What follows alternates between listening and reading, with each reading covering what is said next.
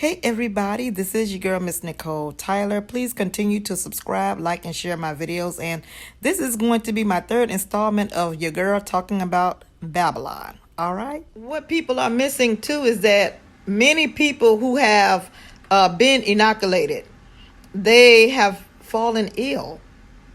A lot of people who did have businesses, they weren't able to recover. And people who do have businesses, they're telling them that they want them to pay $15 an hour. A lot of the staff, they're not even able to come back. A lot of them are just ill. They're disabled, and I'm one of them who are disabled, and I'm having a hard time. It doesn't look like it, but I'm having a hard time myself. So I can imagine how people are feeling. People are just feeling utter despair right now. We're having all these floods and wildfires. People are displaced, don't have a home. You have people who are being put out on the street, can't pay their rent. On top of that, you have your president, Joe Biden, who's giving out mixed messages and giving misinformation out himself, saying that if you are to receive the Dovic, and you won't fall ill. And that is not even true. Doctors have come out and say that, yeah, you can be reinfected and you also can pass it along. You can infect others. A disturbing video has been going viral where you have a couple of people trapped in an elevator. There was a huge flood in Omaha and they couldn't get out, and the water was up to their necks. They had their phones and they were crying for help. It was very, very devastating to watch. And once we got on there, it started going down, and then it just shook. It stopped, and then water started flowing in. After a quick FaceTime, Lou's roommate and the roommate's brother were first to the scene to help them escape. They were trying to break open the door, while I was on the other side trying to open the door also. Jeff Bezos and Obama, who are enjoying their best lives, only in the land of Babylon. Prime delivery, the culmination of a lifelong dream for Jeff Bezos, who reached space with his brother Mark, Dutch teenager Oliver Damon, and 82-year-old veteran pilot Wally Funk. Amid the celebrations, Bezos is facing backlash, though, for this comment. I want to thank every Amazon employee and every Amazon customer, because you guys paid for all of this. You have Obama, who's having a 60th birthday party, a birthday bash. 500 people with a DJ, caterers, and all of this. And of course, he's a president of the United States, so he should be able to have those things, but not at this time when we have all these variances being spread. But apparently, it does not apply to him. It only applies to the people who are actually holding up these people, who are paying taxes, children are being misled, who are not able to get the disabled funds that they need. They're not able to get their rents paid. They're being put out on the streets. Their children are being asked to wear masks. Their husbands and cousins and loved ones are being brutalized in the street by the police and going into jail. We have a prison to pipeline what's going on. And you have these... The Biden bill. A guy named Biden wrote that bill, and he wrote that bill by going down and sitting down with the President of the United States of America, not with his Attorney General, not with anyone else, with Bill Clinton, President of the United States of America, who between the time he got elected in November until the time he was sworn in, called me at my home on 6 separate occasions, and he unfortunately doesn't need a lot of sleep, to discuss why I wasn't moving quicker on the Biden crime bill from before. The consensus is, A, we must take back the streets.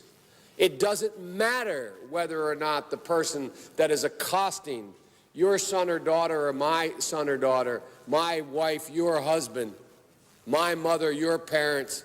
It doesn't matter whether or not they were deprived as a youth. It doesn't matter or not whether or not they had no background that enabled them to become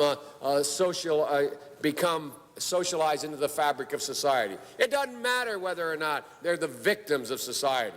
The end result is they're about to knock my mother on the head with a lead pipe, shoot my sister, beat up my wife, take on my sons. So I don't want to ask what made them do this. They must be taken off the street. That's number one. There's a consensus on that. The Democratic chairman of the Judiciary Committee, the Democratic president of the United States of America, the Democratic attorney general, the Republican leader of this effort, Senator Hatch, the Republican senator from Texas. We all agree on that. Now, we can find some fringe folks in the study groups on the right wing and left wing, libertarians and left-wingers in my party who say, no, that's not what we should do. But politically, that consensus has been arrived at. I acknowledge there was not that consensus in the 60s. There is today. There's a second thing that we all have agreed upon, and that is unless we do something about that cadre of young people, tens of thousands of them, born out of wedlock, without parents, without supervision, without any structure, without any conscience developing, because they literally, I yield myself 3 more minutes, because they literally have not been socialized. They literally have not had an opportunity. We should focus on them now, not out of a liberal instinct for love, brother, and humanity, although I think that's a good instinct, but for simple, pragmatic reasons. If we don't, they will, or a portion of them will, become the predators 15 years from now. And, Madam President, we have predators on our streets. You have huge amounts of fentanyl and drugs coming across the border. The cartels are making $25 million a day. I wonder who's getting a portion of that with that border being open. Why do you think they were just so upset with Trump for 4 years? Because he wanted to close the border. He wanted to build a wall. See, Trump was a problem. That is why they went after him like that. He was cutting off their $25 million a day. They have the immigrants coming over here, and most of them have COVID. Warrant agents have had to release some migrants who've tested positive for COVID into the U.S. Most of the immigrants that are coming across that border are testing positive for the Dovic. You don't see them putting any restrictions on those people like they're doing the American people.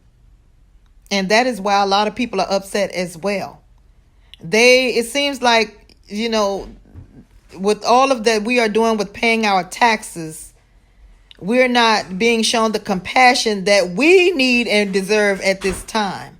And that is why I believe that January 6th went down for real. And they're just saying, they were just mad because of a failed election. That's a lie. That is a lie. I am Miss Nicole Tyler. You all have a blessed night, and I'll see y'all on another video. Bye.